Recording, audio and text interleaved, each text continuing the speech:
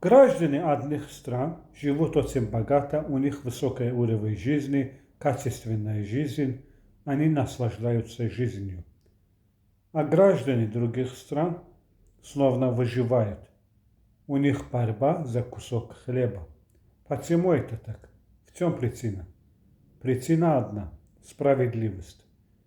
Во всех развитых и богатых странах есть справедливость.